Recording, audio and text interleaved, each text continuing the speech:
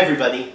Thank you so much for tuning in. For those watching for the first time, welcome. My name is Dan Pardo, and this is the lucky 13th episode of Pardo's Turn, my weekly Wednesday web series where I analyze an iconic show tune from a music director's point of view, and with the help of a special guest, perhaps shed a little light on what makes the gems of our musical theater canon so great. Throughout the fall, I'm going to start some special back-to-school editions of Pardo's Turn. So to kick it off, who better than the organized actress herself, Leslie Becker. Since 1994, Leslie's workbook and planner, The Organized Actor, has been a best-selling resource for performers starting out in the musical theater. And in the last few months, she has expanded its umbrella to include a live online course as well. As a performer, she's been seen on Broadway in a number of shows including Nine, Anything Goes, and Bonnie and Clyde.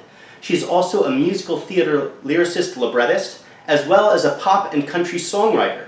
And today, this multi-talent will live her Jerry Herman dreams, and mine, with the classic If He Walked Into My Life from Mame.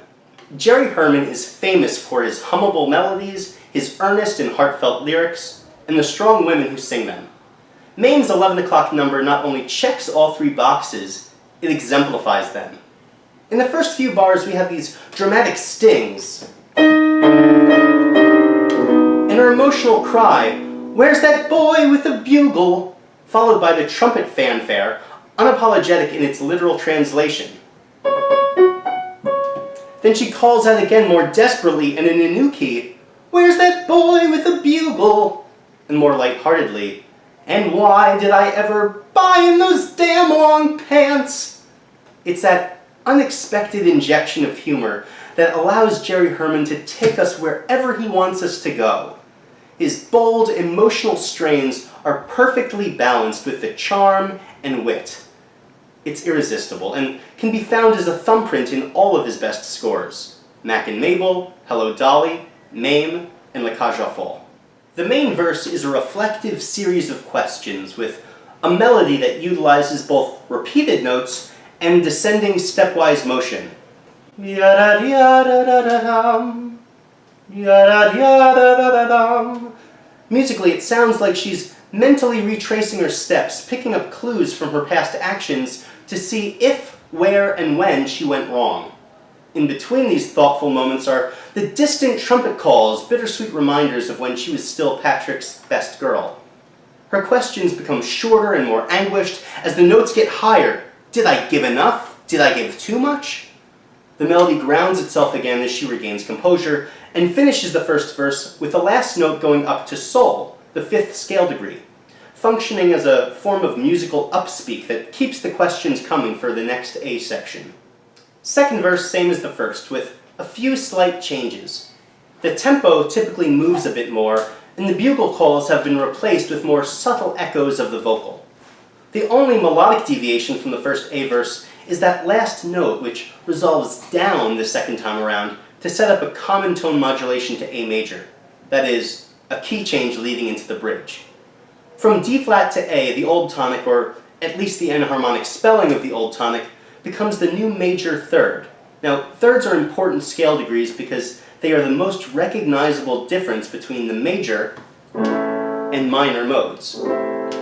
By having the major third so prominently featured at the beginning of the bridge, it moves us forward through the song with confidence.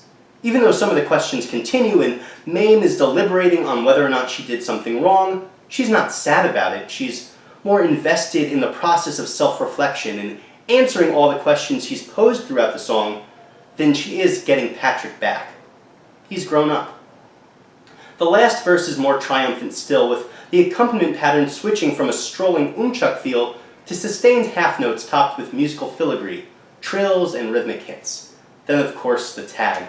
It's big and brassy and oh so satisfying. A perfect song. Hey, Leslie. Hi, Dan Pardo. Thanks so much for coming on. This was really great. Thank you. And it's great to actually hear you sing full out, because so much of our kind of working relationship is in all the other things that you do that isn't, Totally. starring on the stage. You're the head of your organized actor business, which you've been doing for, a long time, Yes. and then you're a singer-songwriter, and I've done a lot of arranging and playing for you in different concerts, including the one we did yesterday. Yes, Broadway Buskers in Times Square. That was really exciting. It was fun.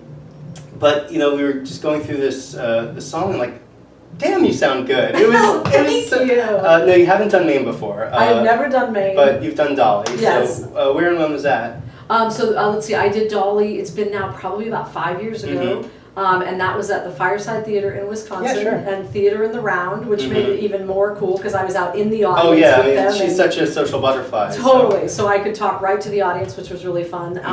And honestly, it was a role, I love all Jerry Herman things, Yeah. and I've always wanted to play Mame, but not Right. a lot of theaters do it. And so I was thrilled when I got Dolly, because I have always dreamed of being Harold Hill in Music Man, but since I'm a woman, that's not going to happen. But Dolly is kind of like Harold Hill. It's 2018. Totally. I just did True. 1776 with all middle school girls. So You did? It was That's amazing. Yeah. I love that. But certainly Jerry Herman roles. I mean, not only are they shows centered around women, but they're strong women, charismatic women, and women who aren't naive and 21, just looking for love or whatever. It's these are people who are smart, who have a sense of mentorship and knowing, but still wanting things in their life. Yeah. It's great that you can have a show that can bring in Bette Midler, at that point in her career. Totally. And it be perfectly, sometimes they'll bring a star, years later, it's like, well, she could have done that show 30 years ago, or he could have done that show X number of years ago. But it's not the case with him. What about Jerry Herman's work, draws you in as a performer? Yeah, I think first of all, because it's almost always centered around a very strong woman. And I love, actually a lot of pieces in my book are Jerry Herman tunes. Yeah. And I just, he's a tunesmith too. Yeah, like his songs I was just about to latch onto that, because Yeah. you say tunes and there's such great melody. Yeah. And I know a lot of composers, both contemporary and classic, had different levels of musicianship in their own compositional process. Sure. David Merrick was famous for writing songs on the toy xylophone. I didn't know that. Yeah, and other people like Bill Finn always has an arranger that he works with. Yes. Recently departed Harvey Schmidt, who did the Fantastics. Gorgeous, lush piano writing, but he couldn't read a note of his own music. Isn't that interesting? It's I find that crazy. so fascinating. But a lot of one thing I find with a lot of these composers, who aren't necessarily Sondheim or Jason Robert Brown in terms of their own level of personal musicianship, write brilliant melodies. Yeah. And they stick in your ear, and they're fun to sing, and they tug at the heartstrings. And I think If You Walked Into My Life has such a strong melodic pull. I love this song, and it has been in my book for a while, and I use it in auditions whenever it's appropriate. And I think it actually, even though it's about Patrick, a younger boy, I think it's a love story. She loves him in a different way, and so I think it can be about any form of love, and those choices that we make that we maybe regret, but we don't know if we'll ever have a chance to fix them. And I think that's just a beautiful sentiment, because it's not sad. It's her just recognizing, wow, I did what I thought was great, but maybe it wasn't the right thing. Right. And I think we all deal with that as well. Absolutely. So as a songwriter, and I know you've done mostly kind of pop and country as of late, but you did A Proper Place, which had the great West Coast premiere at the Village Theatre. Yeah. And have you done any musical theater songs that you've brought in and sung for an audition? Oh yes, only a couple times. I'm very hesitant to do that, but there was a song that I wrote for a woman who was middle-aged and kind of going through retirement with her husband, and I used it to audition for the role of Arlene in Baby, and it was kind of like songs like patterns, and so it was a perfect fit. But I'm hesitant to do that just because it's I want to make sure it is a perfect fit and to not overuse that. Yeah. And it's nice when you do a song and they're like, who wrote that song? It's beautiful. And then it feels a little weird to say it was me. Right. But it's fun. But yeah, my songwriting really began in musical theater. So I was always in musical theater, consider myself a lyricist, librettist. And it wasn't until I crossed over and started really trying to break into the commercial world of songwriting that I started coming up with melody. And the funny thing was, when I would go to Nashville, having thought of myself as a lyricist, when I started writing country music, the melodies and the lyrics were coming at the same time. And when I went to Nashville, they would say, you write amazing melodic hooks, your melodies are awesome, but your lyrics need work. So I was like, wait, what? Like, I'd always been known as a lyricist, librettist, and so it's been fun to do that side, to get I think there's also a different play the skill set composer. for musical theater lyric writing and pop lyric writing. So Totally, very different. You don't have to be as literal in the pop world, although country is probably the closest to musical theater because it's very storytelling, which is why I went there first. But it's fun to have the mix of all of them because that's what makes you unique as an artist. If you're just doing exactly what's always done, where's the fun in that?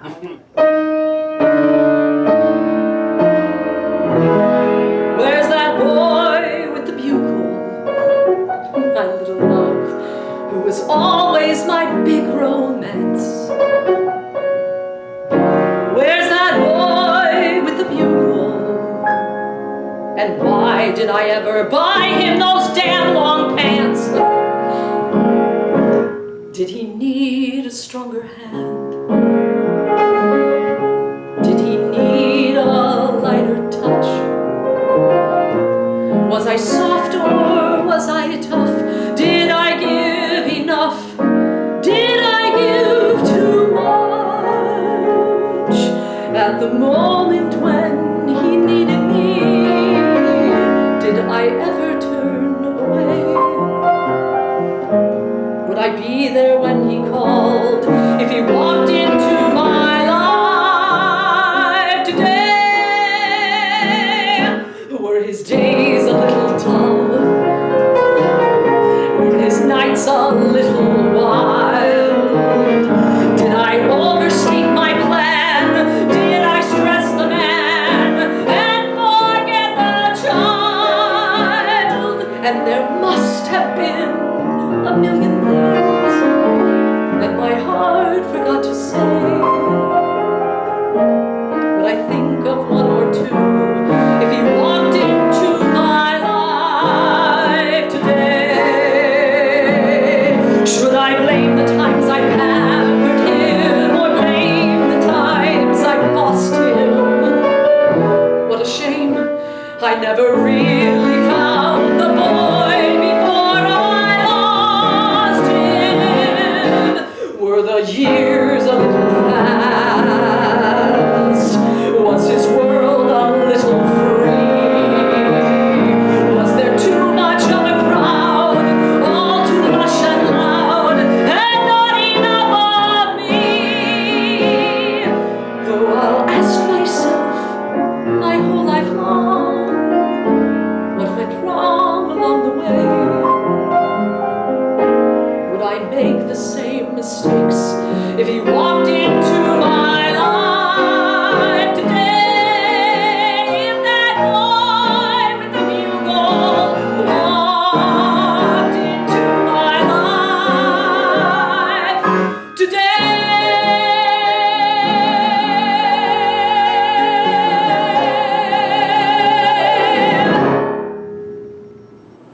special thanks to Leslie Becker for joining me this week, and thank you all for tuning in.